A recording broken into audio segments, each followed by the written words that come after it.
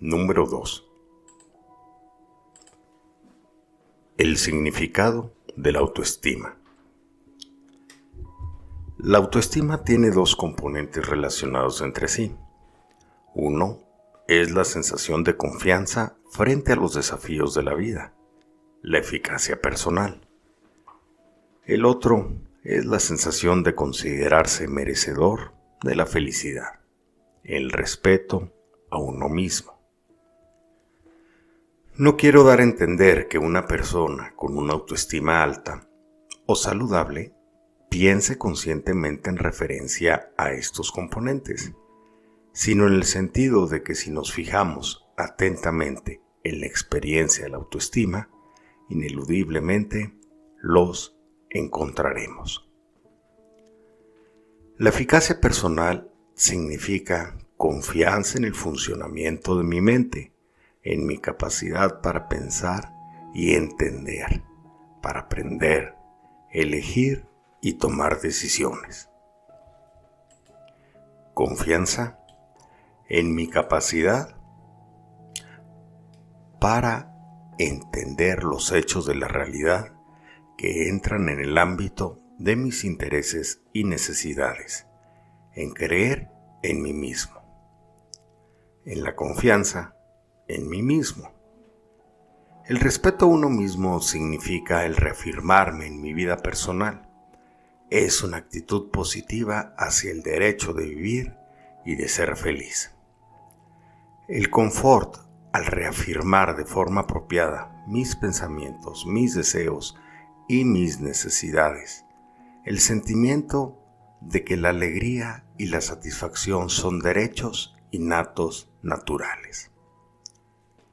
Tendremos que considerar estas dos ideas más detalladamente, pero de momento pensemos en lo siguiente.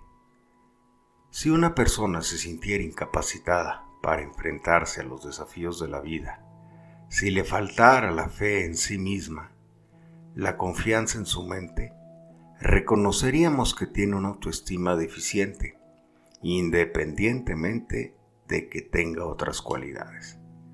O bien, si a una persona le faltara un sentido básico del respeto a sí misma, o se sintiera indigna o poco merecedora del amor o el respeto de los demás, sin derecho a la felicidad, con temor a reafirmarse en lo que piensa, en sus carencias o necesidades, de nuevo veríamos en ella una deficiente autoestima, independientemente de que pueda mostrar otras cualidades.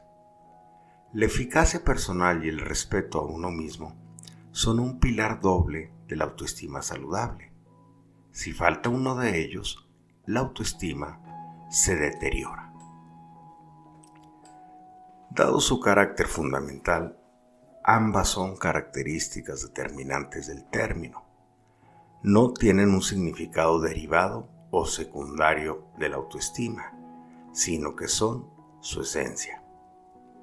La experiencia de la eficacia personal genera un sentido de control sobre la vida de uno mismo que lo asociamos con un bienestar psicológico, el sentimiento de estar en el centro vital de la propia existencia frente a ser un espectador pasivo y víctima de los acontecimientos.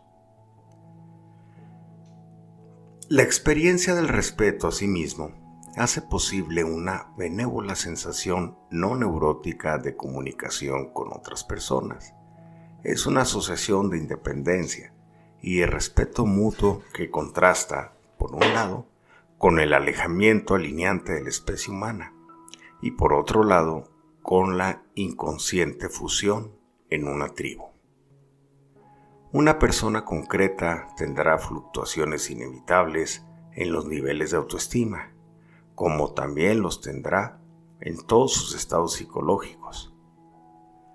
Debemos pensar en relación al término medio de autoestima de una persona. Cuando hablamos algunas veces de la autoestima como una convicción acerca de uno mismo, sería más apropiado hablar de una disposición a experimentarse uno mismo de una forma particular. ¿De qué manera? Resumiéndolo con una definición formal, diremos que la autoestima es la disposición a considerarse competente para hacer frente a los desafíos básicos de la vida y sentirse merecedor de la felicidad. Obsérvese que esta definición no especifica las influencias del entorno durante la infancia, que favorecen una autoestima saludable, la seguridad física, la alimentación, etc. Ni los generadores internos posteriores, la práctica de vivir conscientemente, con aceptación de uno mismo, con responsabilidad personal, etc.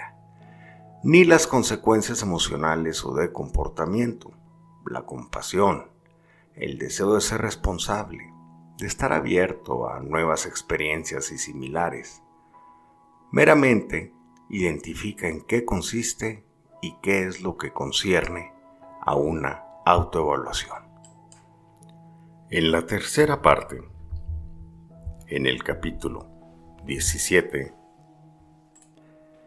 examinaremos la idea de la autoestima en el contexto de la cultura, pero por el momento, permítanme resaltar una cuestión.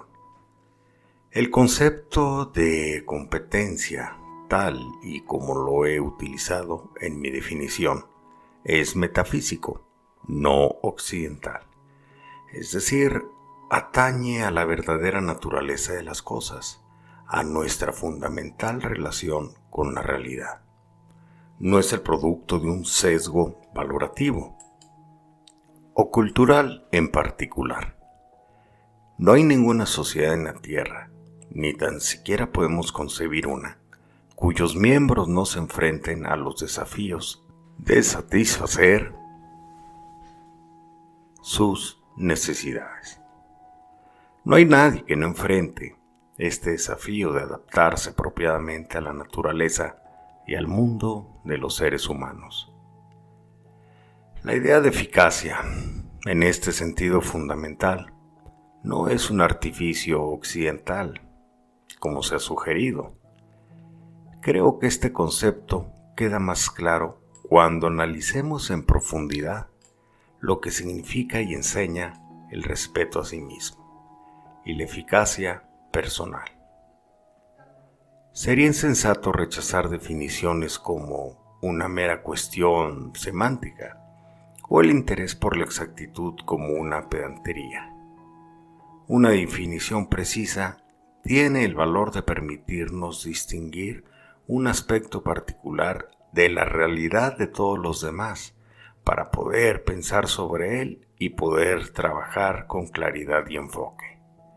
Si queremos saber de qué depende la autoestima, cómo desarrollarla en nuestros hijos, apoyarla en las escuelas, animarla en organizaciones, reforzarla en psicoterapia o desarrollarla en nosotros mismos, tenemos que saber exactamente cuáles son estos objetivos. Es improbable que alcancemos un objetivo que no podemos ver. Si nuestra idea de autoestima es vaga, los medios que adoptemos reflejarán esa imprecisión.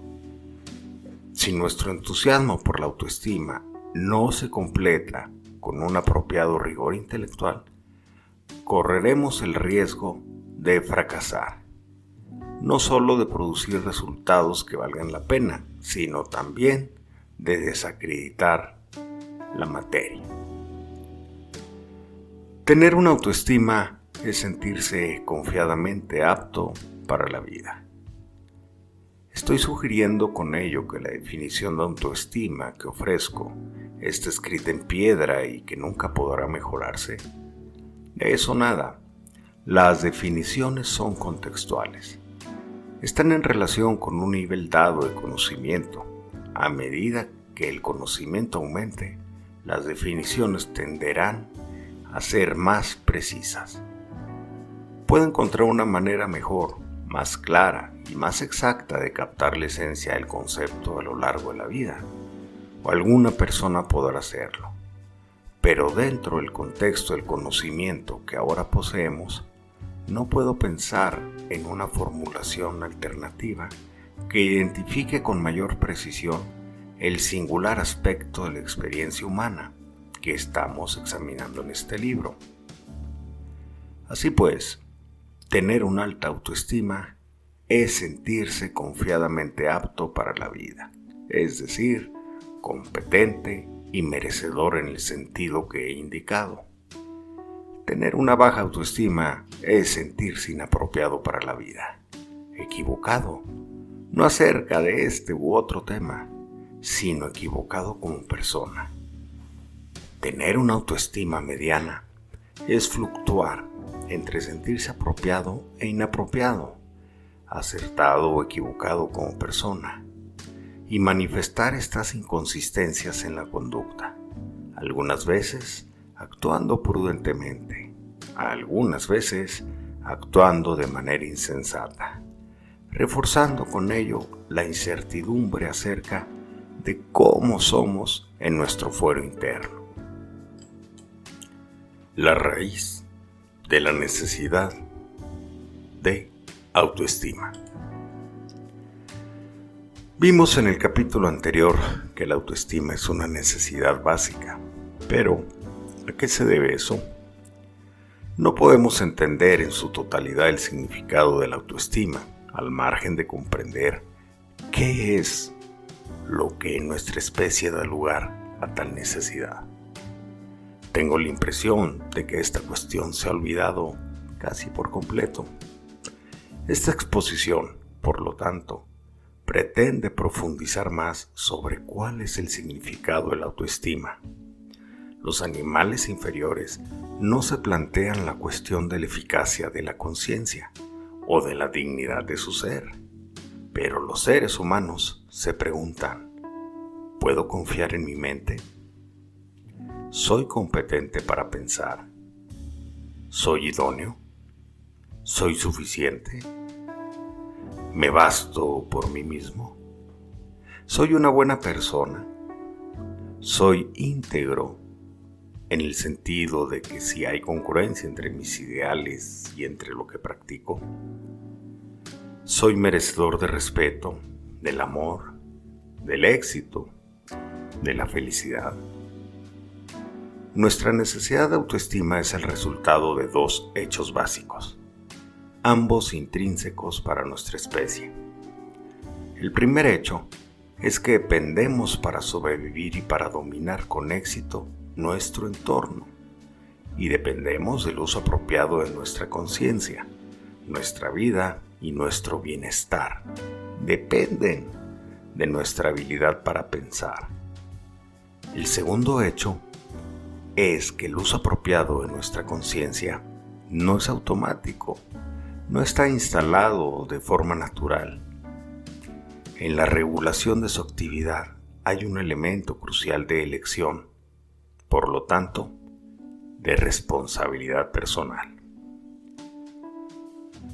Como cada una de las especies con capacidad de conciencia, para poder sobrevivir y tener bienestar, dependemos de la orientación de nuestra forma distintiva de conciencia, la forma singularmente humana, nuestra facultad conceptual, la facultad de abstracción, generalización e integración, nuestra mente. El uso apropiado de nuestra conciencia no es automático, no está instalado de forma natural. La esencia humana se caracteriza por la capacidad para razonar, que significa aprender relaciones. Nuestra vida depende, en última instancia, de esa capacidad. Piense en lo que supuso llevar a su mesa la comida que hoy tomó, confeccionar la ropa que lleva, construir la casa que le protege de las inclemencias del tiempo, formar la industria que le permite ganar un salario, lo que le proporciona la experiencia de una gran sinfonía en su salón, elaborar las medicinas que le devuelven la salud, producir la luz con la que ahora posiblemente esté leyendo. Todo ello es producto de la mente.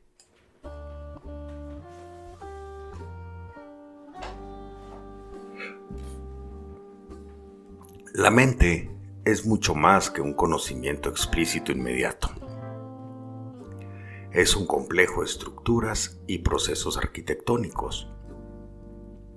Incluye mucho más que los procedimientos verbales, lineales, analíticos, que popular y equívocamente se describen algunas veces como la actividad de la parte izquierda del cerebro. Incluye la totalidad de la vida mental. Incluye el subconsciente, la intuición, lo simbólico, todo aquello que algunas veces se asocia con la parte derecha del cerebro. La mente es todo aquello que permite alcanzar y aprender el mundo. Aprender a cultivar lo que comemos, a construir un puente, a aprovechar la electricidad, a captar las posibilidades curativas de alguna sustancia, a localizar las fuentes para aumentar la productividad, a ver las posibilidades de producir riqueza donde no se vieron anteriormente, a dirigir un experimento científico, a crear. Todo ello requiere el proceso de pensar.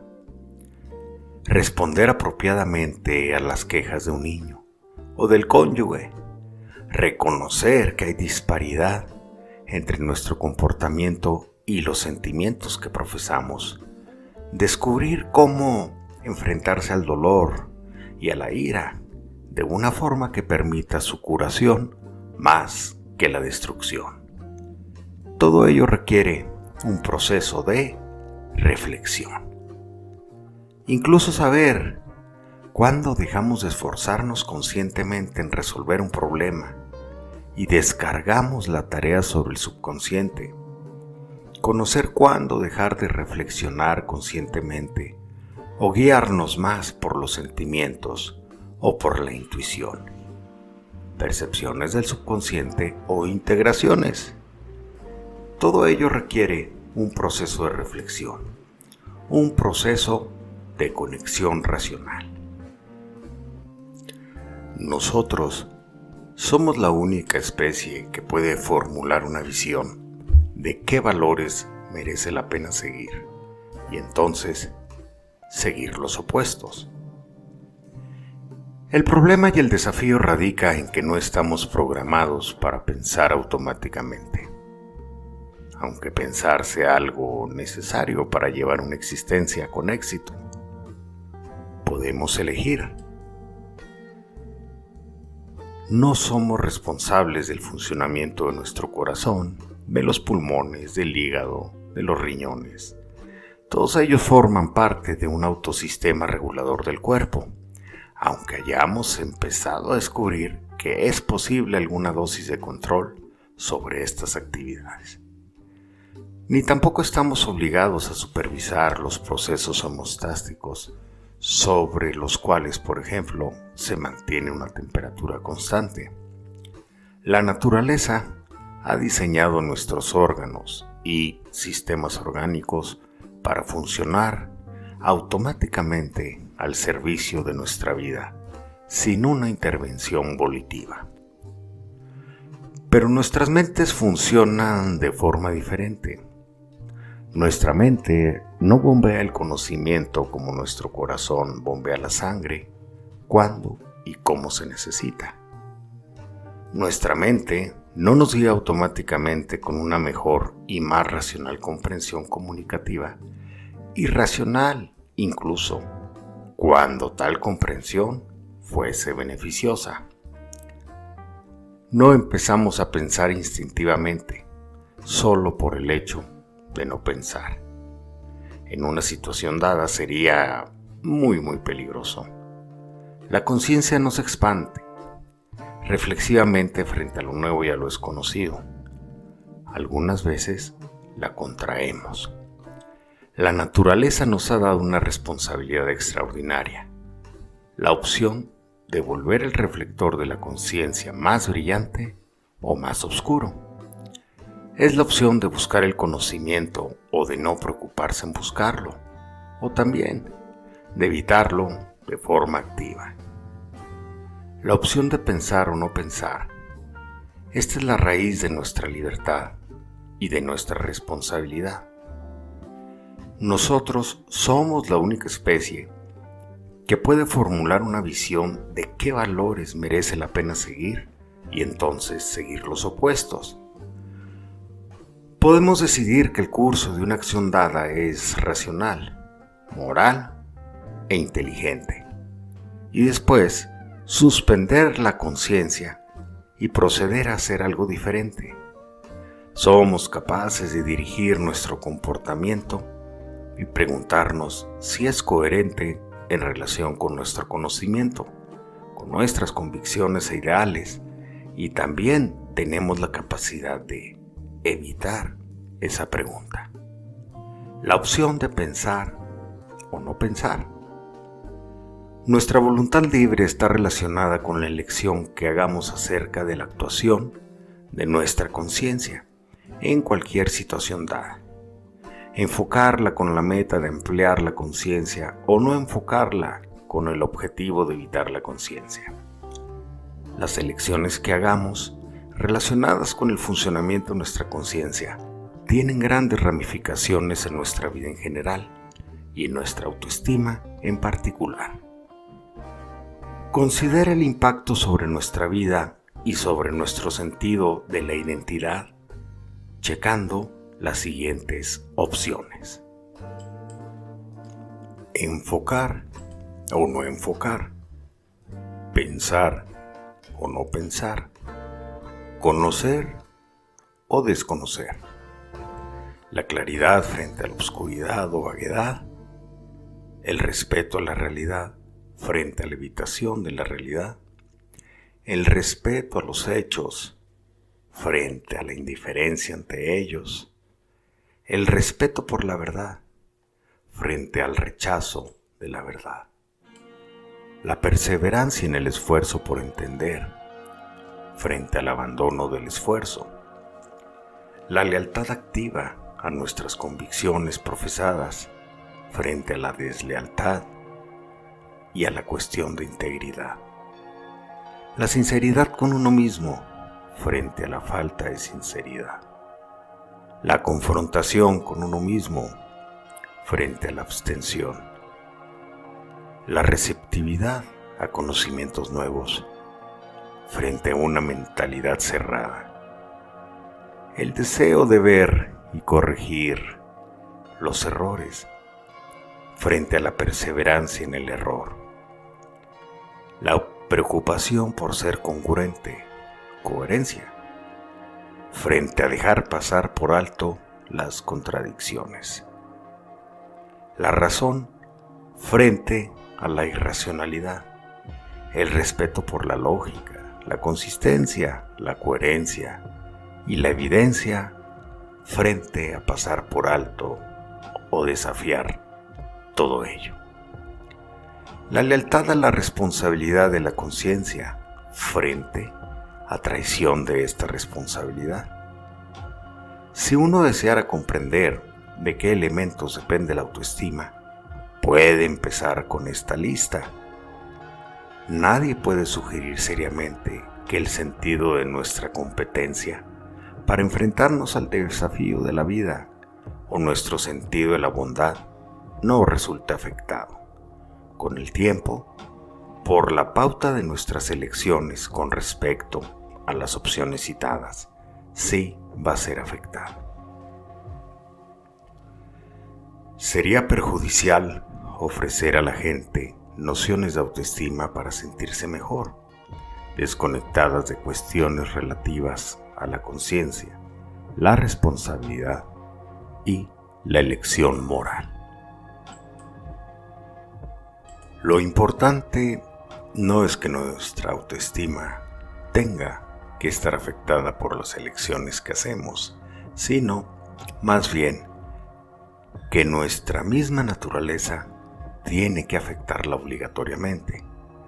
Si desarrollamos pausas de hábitos que nos perjudican o nos incapacitan para funcionar efectivamente y nos provocan desconfianza en nosotros mismos, sería irracional sugerir que nosotros deberíamos seguir sintiéndonos tan eficaces y valiosos. ¿Cómo nos sentiríamos si nuestras elecciones hubieran sido mejor? Esto implicaría que nuestras acciones no tienen o no deberían tener nada que ver con cómo nos sentimos en relación a nosotros mismos. Una cosa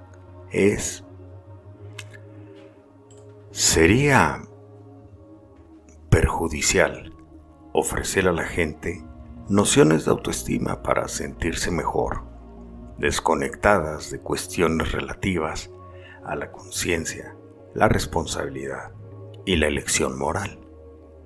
La autoestima produce un gran gozo y a menudo alegría en el proceso de su construcción o de su refuerzo. Pero esto no debería oscurecer el hecho de que es necesario algo más que darse un beso en el espejo u otras numerosas propuestas presentadas de igual profundidad. El nivel en nuestra autoestima no se consigue de una vez y para siempre en la infancia. Puede crecer durante el proceso de maduración o se puede deteriorar. Hay gente cuya autoestima era más alta a los 10 años que a los 60 y viceversa.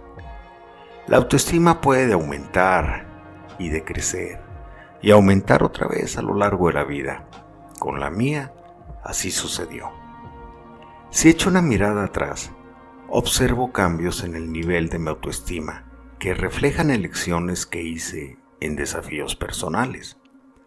Puedo recordar casos en que hice elecciones de las que hoy estoy orgulloso y también elecciones de las que me arrepiento profundamente.